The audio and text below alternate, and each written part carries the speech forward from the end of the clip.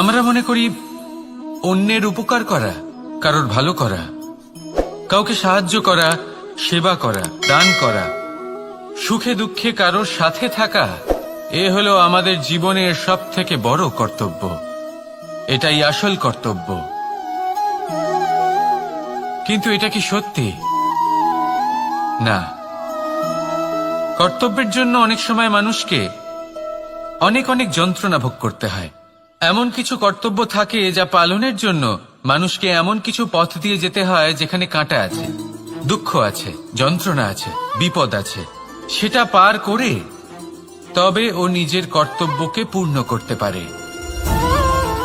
অন্যের উপকার, ভালো কাজ করা, কাউকে সাহায্য করা, দান করা, সেবা করা, সুখে দুঃখে সঙ্গ দেওয়া, এটা কর্তব্য নয়, এটা হলো আনন্দ।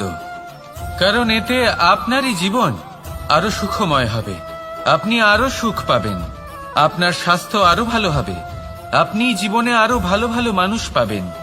আর সব থেকে বেশি যদি এ কিছু বাড়িয়ে তোলে, তাহলে তা হলো প্রেম। তাহলে একে কর্তব্য মনে করবেন না।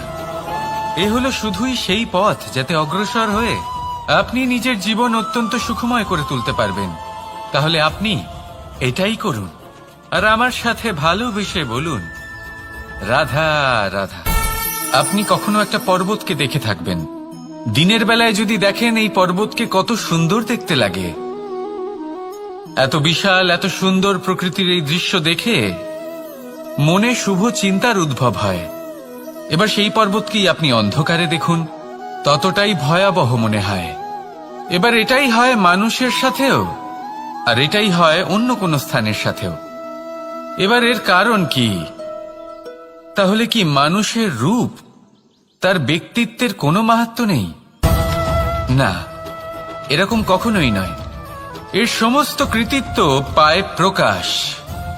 শুধুমাত্র এই প্রকাশই আপনার গুণকে, আপনার ব্যক্তিত্বকে, আপনার রূপ আরো উজ্জ্বল করে সংসারের সামনে নিয়ে আসে।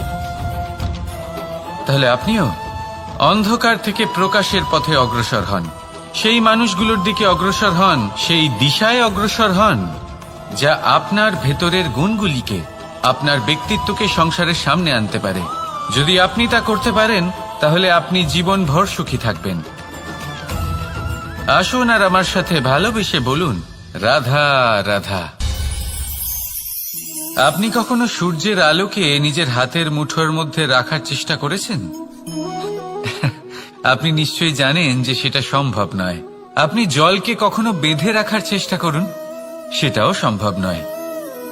কিন্তু যখন এই সূর্যের প্রকাশ, এই উত্তাপ পৃথিবীতে আসে, তখন ধরিত্রী কি করে? সে সমস্ত বনস্পতির মধ্যে তা ভাগ করে দেয়, তাদের বিকাশের সহায়ক হয়ে ওঠে।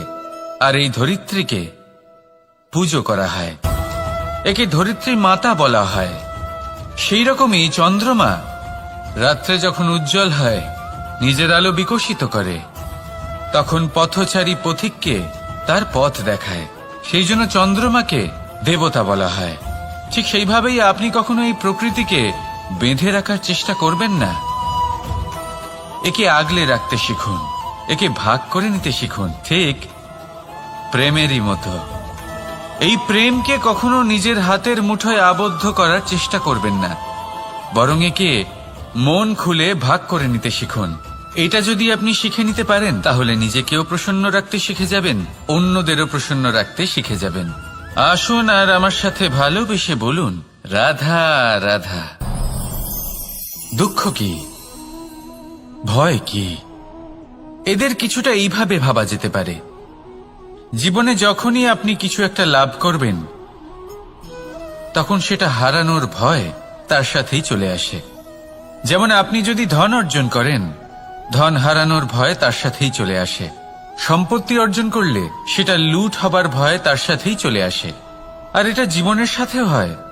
যেই মুহূর্তে আপনি জন্ম নেন, মৃত্যুর ভয় তার সাথেই চলে আসে। জন্ম না নিলে মৃত্যু কিভাবে হবে? মৃত্যুর ভয় কোথা থেকে আসবে? এবার এই ভয় কি সেটা আপনাকে বুঝিয়ে বলি। এই ভয় যদি মনের মধ্যে থাকে, জীবনে থাকে, তাহলে যা কিছু লাভ করবেন, সুখ, সম্পত্তি, সুবিধা, ধন, এইগুলি লাভ করার একটা আনন্দ থাকে, এদের সাথে জীবনযাপন করার একটা আনন্দ থাকে। এই ভয় সেই আনন্দ আপনার থেকে কেড়ে নেয়। ধরে নিন কাল আপনার মৃত্যু হতে চলেছে। এবার কালকের মৃত্যুর ভয় আজই মনে পুষে রাখলে তাহলে এই ভয় আজকের সুখ, আজকের শান্তি আপনার থেকে কেড়ে নেবে। ভয় এটাই করে। সেই জন্য মনে রাখবেন, ভয়ের সঙ্গ আপনি ত্যাগ করে দিলে জীবন যাপনের যে সুখ তা চিরকাল আপনার সাথে থাকবে।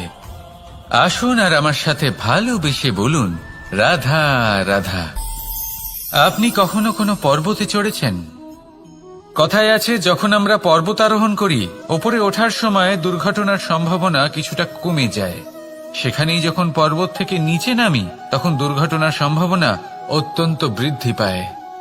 অর্থাৎ নামার সময় আমাদের আরো ভারসাম্য বজায় রাখতে হয়, আরো সাবধানে থাকতে হয়, অর্থাৎ বিবেককে জাগিয়ে রাখতে হয়।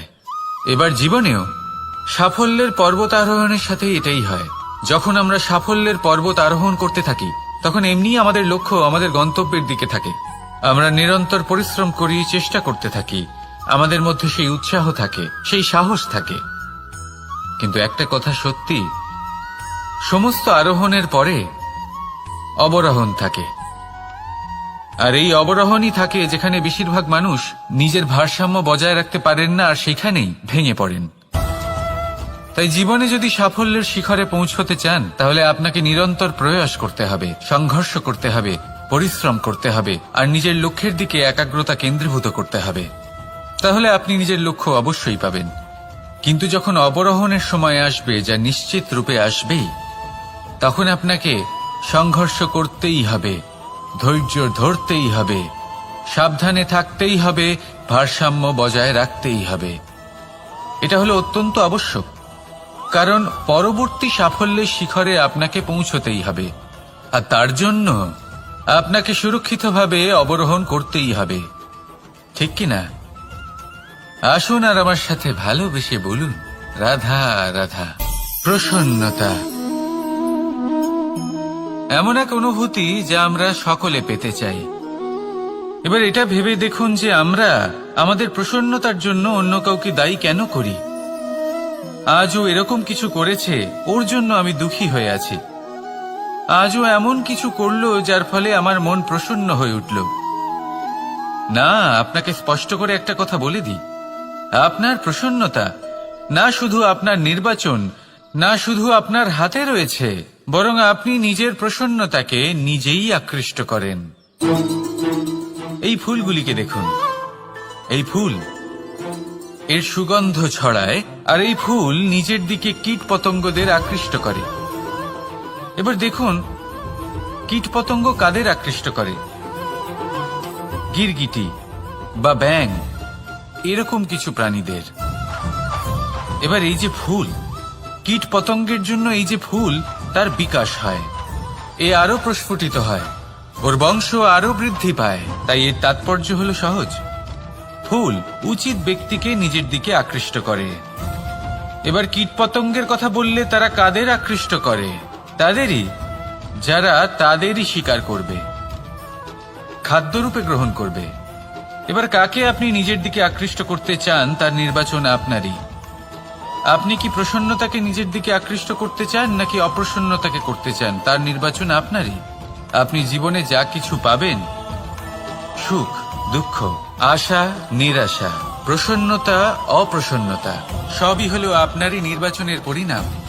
তাহলে সঠিক নির্বাচন করুন আর আমার সাথে ভালোবেসে বলুন, রাধা রাধা।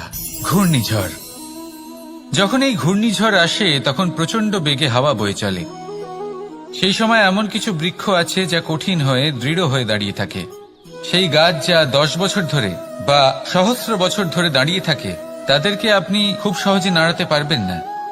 কিন্তু ঘূর্ণিঝড়, এর প্রভাব এতটাই তীব্র হয়, এর হাওয়াতে এতটাই প্রবল শক্তি থাকে যে এই বৃক্ষগুলিকে উচ্ছেদ করে, সেই বৃক্ষ নষ্ট হয়ে যায়। এবার এমন কিছু বৃক্ষ থাকে যাদের কাণ্ড নমনীয় হয়, খুবই নরম হয়। সেই জন্য যখন জোরে বাতাস বয়, কোনো ঘূর্ণিঝড় আসে, তখন এই বৃক্ষগুলি ঝুঁকে যায়। আর যখন এই ঘূর্ণিঝড় চলে যায়, শান্ত হয়ে যায়, তখন ওরা আবার দাঁড়িয়ে পড়ে। এবার এটাকে আপনি কি বলবেন? কি বুঝবেন আপনি? সুযোগ সন্ধানী? না, বরং এটাই হলো প্রকৃত আদর্শ। যখন আপনার সামনে এমন কেউ থাকেন যিনি আপনার থেকে অনেক শক্তিশালী, তখন তাকে সম্মান করা আপনাকে শিখতেই হবে। তাই মনে রাখবেন, এই সংসারে যখনই দুই শক্তির একে অপরের সাথে সংঘর্ষ হয়, শুধুই বিনাশ হয়। কিন্তু যখন শক্তির সাথে আসক্তি মিলিত হয়, সেখানে সুরক্ষা থাকে, সেখানেই কিছু নির্মাণ হয়। তাই আসুন আর আমার সাথে ভালোবেসে বলুন, রাধা রাধা।